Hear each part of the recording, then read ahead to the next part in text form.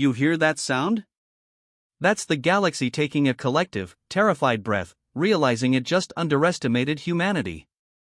Let me tell you about Daniel Reed.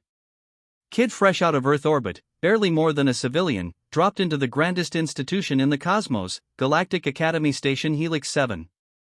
And from the moment his transport docked, floating like some silent leviathan in the void, every alien eye that landed on him saw not a student, but a walking, talking paradox. A creature from a death world. A hunter. A beast. He pressed his face against the viewport, watching that colossal spinning wheel of metal and glass swell in his vision. Nerves churned in his gut.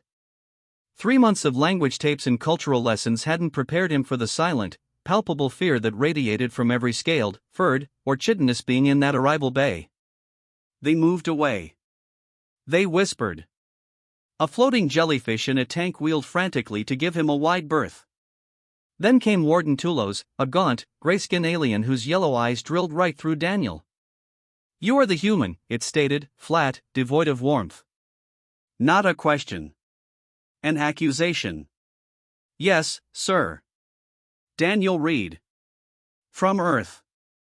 Daniel's voice, a little too steady, a little too loud in the sudden hush of the bay.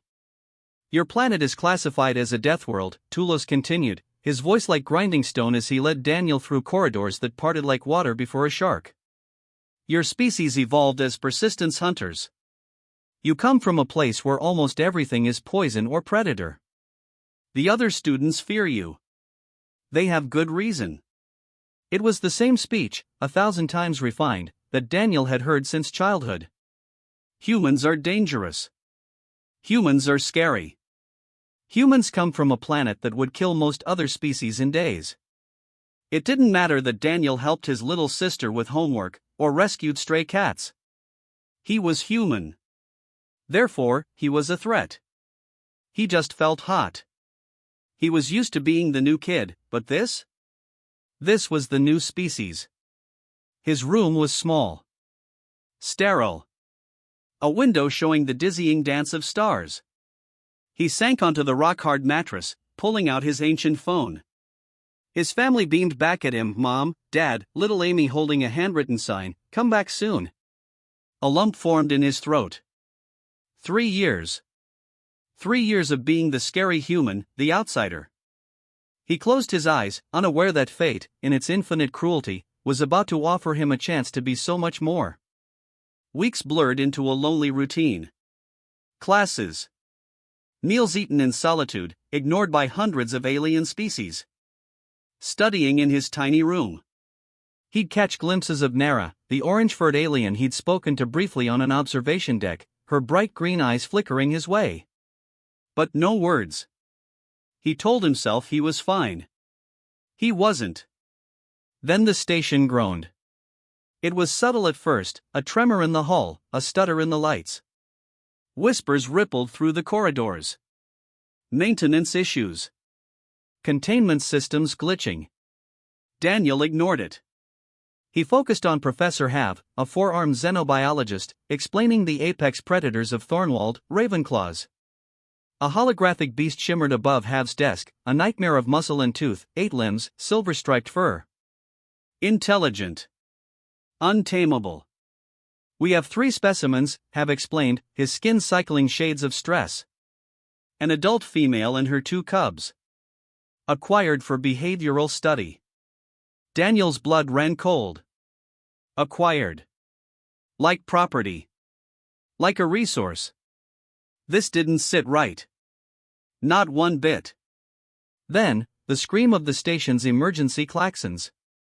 Red lights flashed, plunging the corridors into a pulsing inferno. "Attention all personnel. Containment breach in Sector 9. Not a drill." Security Chief Vaughn's voice, usually a measured rumble, was now a jagged shard of ice. "All students, find nearest safe room. Do not attempt to reach dormitories. Panic.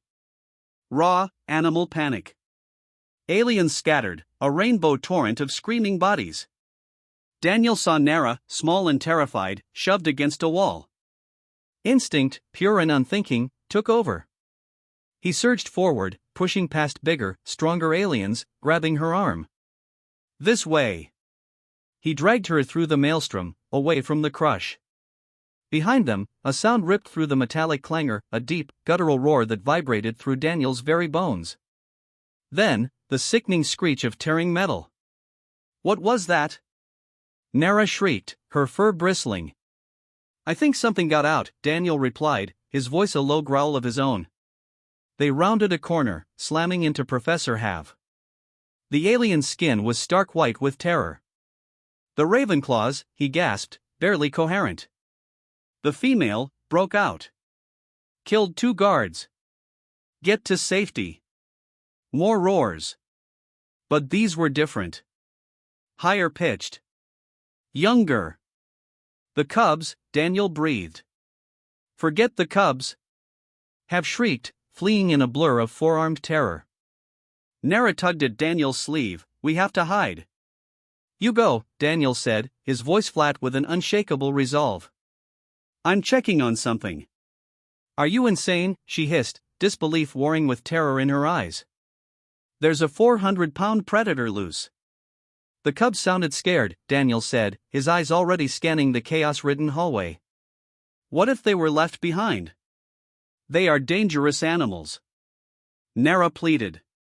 They're babies, Daniel shot back, pulling away. Scared babies. He ran. Not towards safety. Not towards his dorm. He ran deeper into the station, into the belly of the beast, towards the research sector. He moved through the red-lit nightmare, past twisted metal and sparking wires, following the whimpering cries that no one else had bothered to heed. Claw marks ripped across bulkheads. The scent of ozone and fear hung heavy. He found them in a shattered lab, 2 small, terrified Ravenclaw cubs, huddled behind an overturned cabinet. 30 pounds of potential death, bearing tiny, needle-sharp teeth, hissing their fear. But Daniel saw past the fangs. He saw children. Left behind. Abandoned. Hey there, he murmured, dropping to a crouch, making himself small. It's okay. I'm not going to hurt you. They hissed louder. Their 8 eyes, too intelligent, glared. He sat down, several feet away, hands open, visible. His dad's lessons on scared animals came back. Patience. Stillness. No sudden moves. He talked. About his little sister Amy, her stuffed animals. His dog, Copper. Missing his mom's cooking. Mundane, human things. Slowly, the hissing died. Ears, flattened against their heads, twitched, then rose. One cub, the uninjured one, took a tentative step. Then another. It sniffed his outstretched hand. Cold. Wet. Like a dog. It didn't pull away. See? Daniel whispered, a weak smile touching his lips. Not scary.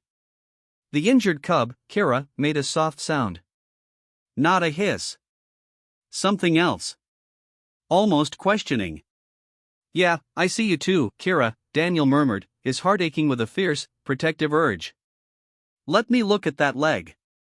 He spent minutes, an eternity, inching closer, earning their trust with soft words and gentle movements. He found a first aid kit, its alien instructions a blur, but the pictures were universal. He cleaned Kara's cut while Lex, the other cub, growled protectively. I know, Daniel soothed. But infection is worse than a little sting. He found emergency rations. Carnivorous, the label said. They ate hungrily, making satisfied chittering sounds. In the distance, Metal shrieked. The mother. Still hunting. Still searching. She's looking for you, Daniel realized. You're what she wants. The cubs pressed against him, warm and solid. Daniel put his arms around them, carefully. They didn't flinch. They leaned in. What am I doing? He asked himself, hugging alien predators in a derelict lab while their mother tore the station apart. It was insane. Utterly, gloriously insane. But he couldn't leave them.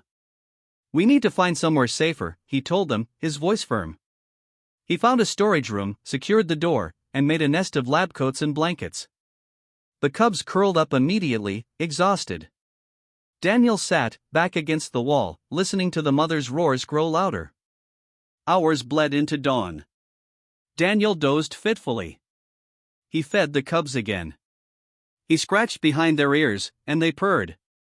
A deep, rumbling sound that shocked him. Then he heard them. Boots. Many boots. Security teams, sweeping the sector. Vaughn's voice, harsh and authoritative. Daniel checked his tablet. 2 corridors away. Moving in. We need to move, he whispered. But where? He frantically scanned the station map, searching for an impossible escape. Then he saw it, an old observation lab, scheduled for renovation, empty, forgotten. Can you follow me? Daniel asked the mother, his gaze fixed on the ventilation shaft. Her intelligent eyes met his. He pointed upward. That way. The cubs, named Kira and Lex, scrambled into the cold metal shaft without hesitation. The mother, a creature of legend, looked at Daniel for a long moment, a silent pact passing between them, before following her children. Daniel, arms shaking, pulled himself after them. The ventilation system was a dark, twisting maze.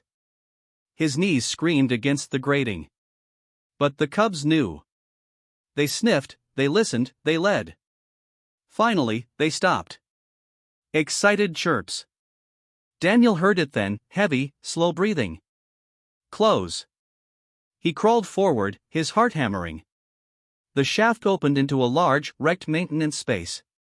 And there, massive, powerful, covered in wounds from her desperate escape, was the Mother Ravenclaw. She was magnificent. The hologram had been a pale shadow. 8 powerful limbs, fur rippling with muscle, teeth that could shear steel. Her children ran to her, making happy sounds, burying themselves in her fur. She licked them, a fierce, primal maternal love. Then she saw Daniel. Her head snapped up.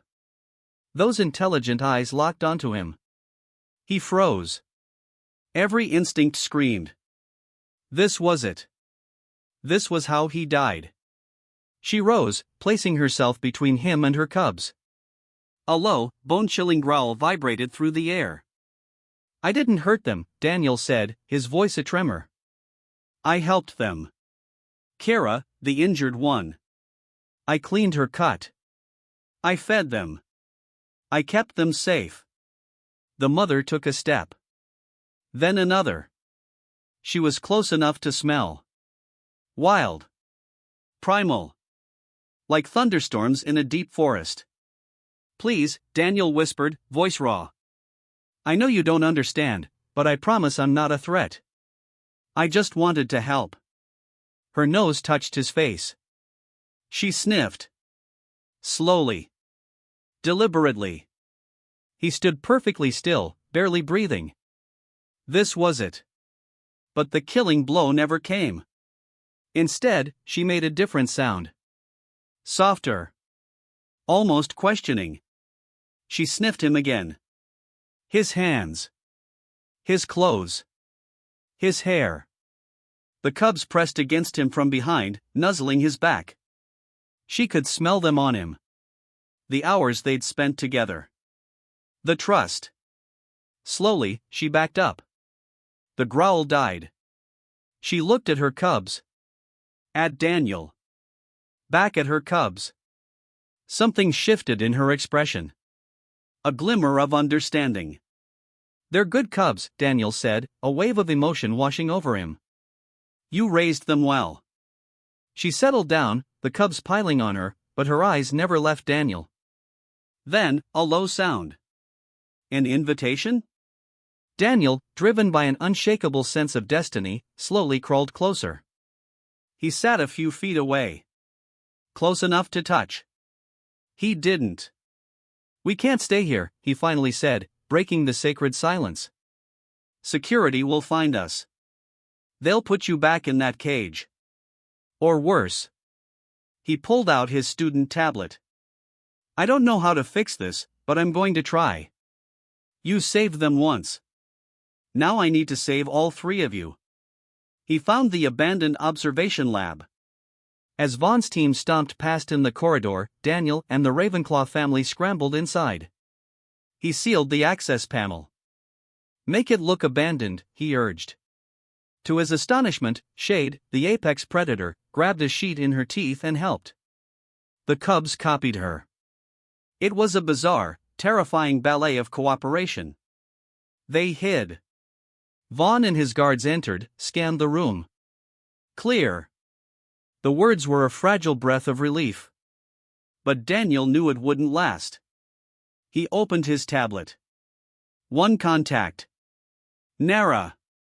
He typed a desperate message, need to talk. Important. Meet me at Observation Lab 8C. Alone. Please trust me. She came. Her fur puffed out with anxiety. Daniel, where are you? Why this creepy room?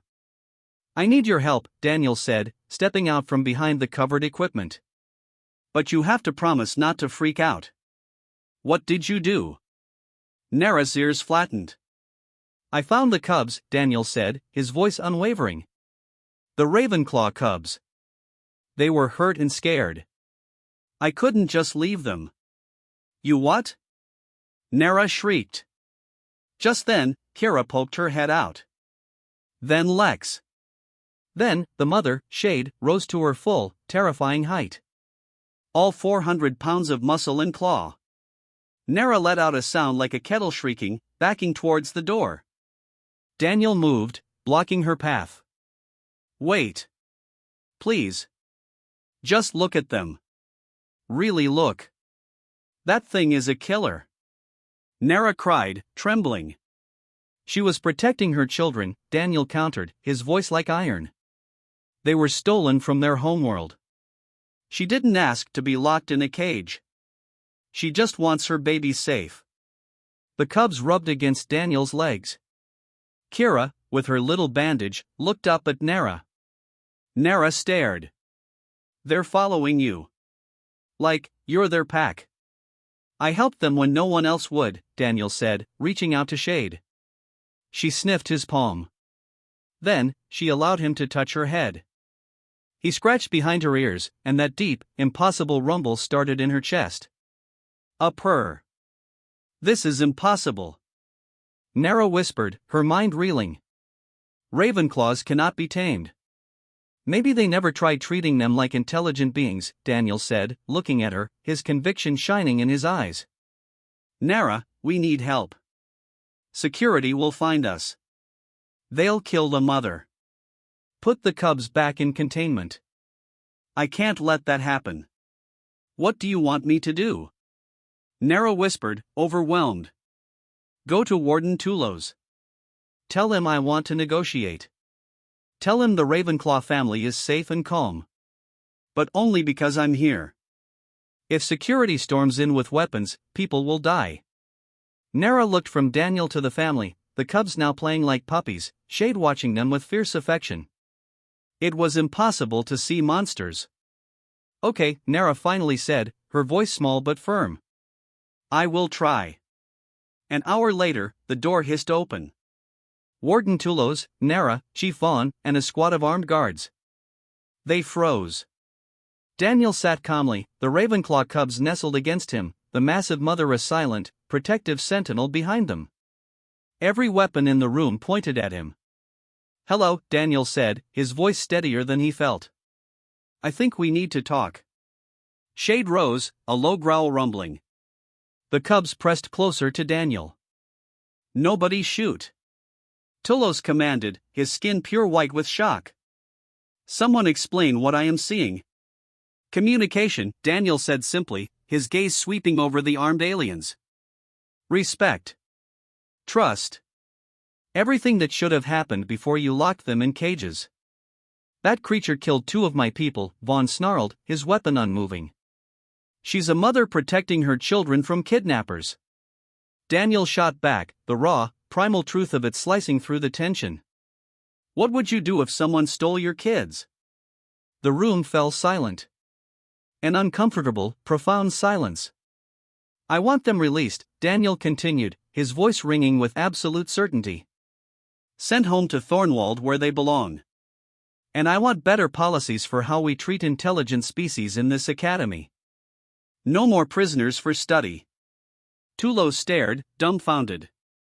You are a first-year student making demands. I'm the only thing standing between you and a bloodbath, Daniel retorted, his eyes blazing. She trusts me. The cubs trust me. If your people try to take them by force, she'll fight. I'll get hurt. Your guards will die. Or you can do the right thing. Shade growled, low and dangerous, as if understanding every word. Stand down, Tulos finally ordered. The guards lowered their weapons, slowly, reluctantly. We will discuss this. The next 3 days changed everything. Daniel stayed with the Ravenclaw family in the converted observation lab. Tulos, humbled, agreed to a truce. Food arrived. Scientists observed, their murmurs of disbelief echoing through the glass. Professor Have, mesmerized, cycled through colors of intense curiosity. Daniel taught him how Shade communicated, how she played, how she showed affection. She wants to show you she's not a monster, Daniel insisted. If you'll listen. Have listened.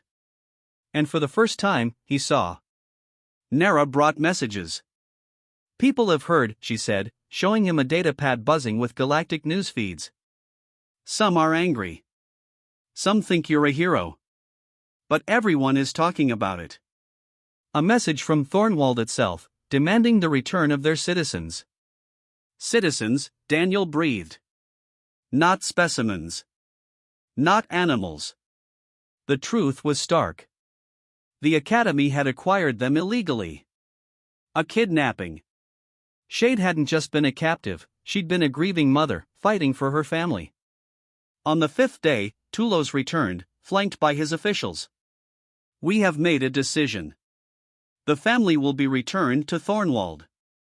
You, Daniel Reed, will accompany them. Daniel nodded. Additionally, Tulos continued, his voice heavy, the Academy is implementing new policies. No more containment for study. No more acquisitions from smugglers. Professor Have will lead a committee to review all our research programs. What about the guards who died? Vaughn asked quietly. She was defending her cubs from kidnappers, Daniel said, unwavering. She did what any parent would do. Vaughn was silent. Then, slowly, he lowered his head. I understand. Word spread like wildfire. The human. The bridge builder. On the 7th day, the transport arrived. Daniel walked through the station, the Ravenclaw family following him, past corridors lined with silent, awestruck students. At the docking bay, a throng had gathered. Tulos, Have, Nara, a sea of faces, all watching as a human led 3 apex predators through their home like it was the most natural thing in the universe. Time to go home, Daniel whispered to Shade. She looked at him. Then, she lowered her magnificent head and gently bumped it against his chest. A gesture of affection. Of gratitude. The cubs copied her. I'll miss you, Daniel's voice was thick with emotion. He followed them aboard the transport. As the engines thrummed to life, he looked out at the station, at the hundreds of faces. A week ago, he was the lonely human. Now, he was the human who had changed everything. The journey to Thornwald took 6 days. Daniel spent it in the mobile habitat, learning Shade's language of chirps, rumbles, and barks. He showed the captain how Shade used specific sounds. You are a natural xenolinguist, the green-scaled alien marveled. Most beings never think to learn how other species talk. They just assume everyone should speak their language. Seems rude, Daniel shrugged. She's intelligent. She deserves to be heard. When Thornwald rose into view, a green and blue jewel, Daniel pressed his face to the window. Shade stood beside him, a sound between a howl and a song rising from her chest. The cubs joined in. Pure, unadulterated joy. They landed. A delegation of Ravenclaws awaited them, larger, fiercer, yet welcoming. The scarred male leader, wearing a communication device, spoke, "We are grateful for the return of our people. The one called Shade, and her cubs, were taken from us many months ago. We thought them dead. They're alive," Daniel said, his own translator working. "And they're ready to come home." Shade's paws touched the grass of her home world. She stopped. Stood still. The cubs tumbled past her, rolling in the grass, making excited sounds. Shade threw her head back, and that glorious, howling song echoed across the clearing. The waiting Ravenclaws answered, a chorus of reunion, of triumph. Daniel stepped back, feeling a bittersweet pang. But Shade turned. Left her pack. Came back to him. Pressed her head against his chest again. The cubs rubbed against his legs. "What did you do to earn such trust?" the scarred male asked, his voice filled with awe. "She was always fierce, even among our own kind. Yet she treats you as pack." "I helped her cubs when they were scared," Daniel said. "And I treated her with respect." "That is not all," the male corrected, his intelligent eyes piercing. "You risked your safety for strangers from another world. That is the mark of a strong soul. We will remember the human named Daniel Reed." He offered Daniel a small device. "This is keyed to Shade's signature. She wishes to maintain connection with you. Bonds formed in hardship do not break easily. You are part of her pack now, even if you walk on 2 legs instead of 8. The goodbye was hard. Daniel forced himself back to the ship, away from the family he had saved. As the vessel lifted off, he watched them, Shade and her cubs, surrounded by their pack, disappearing into the vast green forests. Shade turned. Looked up. Daniel raised a hand in farewell. The return journey was lonely. But when his ship docked at the academy, the docking bay wasn't empty. It was filled. Hundreds of students erupted in thunderous applause. Daniel stood there, bewildered, as Nara pushed through the crowd, grabbing his arm. "You are famous now," she declared, her eyes shining. "They are calling you, the Bridge Builder." "That's a weird nickname," Daniel mumbled. "It is a good nickname," Nara corrected, her voice swelling with pride. "You built a bridge between species everyone thought could never connect. You showed us that understanding is possible, if we try." Warden Tullos approached, his skin cycling with colors of profound approval. "Welcome back, Daniel Reed. Your actions have brought significant attention to this academy. The Galactic Council is interested in your methods." "I just treated them like people," Daniel said, for what felt like the 100th time. "That," Tullos said, a glimmer of admiration in his yellow eyes, "is precisely what makes it remarkable. Most beings forget that simple truth. You remembered it." Classes resumed, but everything was irrevocably changed. Students who had avoided Daniel now sought him out. Professor have made Daniel a guest lecturer. Daniel stood before a room full of wide-eyed aliens, showing them videos of Shade purring, the cubs responding to his signals. "The most important thing I learned," Daniel told them, his voice echoing with conviction, "is that intelligence comes in many forms. Shade couldn't speak my language, but she understood complex ideas. She chose to trust me based on my actions, not my words. We need to remember that." "But how did you know she wouldn't kill you?" a small alien asked, trembling. "I didn't," Daniel admitted, his gaze steady. "I was terrified. But I thought about what I would want, if I was in her situation. I would want someone to help my family. So that's what I did." Months passed. Daniel excelled. He wrote papers, shared his methods. His work was translated, spread across the galaxy. But his favorite moments were the small ones, the messages from Thornwald, Shadespur, the cubs' deepening voices. And the quiet evenings with Nara and his new friends, sharing stories, breaking bread, building connections. One evening, Nara asked, "Do you think what happened with Shade will change things? Really change them?" Daniel looked out at the endless starscape. "I don't know about the whole galaxy, but it changed things here. It changed me. I used to think being human meant being the outsider, the dangerous one. Now I know being human means building bridges. Finding connections. That's our real strength. You make it sound easy, Nara said softly. It's not easy, Daniel admitted. But it's worth doing. 3 years later, Daniel stood before thousands at the Academy's annual gathering, a celebrated figure. He looked out at the faces, aliens and humans, all connected. 3 years ago, I came to this academy terrified and alone, he said, his voice strong and clear. Everyone saw me as a threat. It hurt. But it also taught me something important. Fear is natural when we encounter something we don't understand. But fear doesn't have to lead to hatred or violence. It can lead to curiosity, to learning, to connection. He paused, letting the truth sink in. When I found Shade and her cubs, I could have run away. I was scared enough to. But I chose to help instead. And that choice changed everything. We're all here, from different worlds, with different bodies and ways of thinking. That's not a weakness. That's our strength. Every one of us has something unique to offer.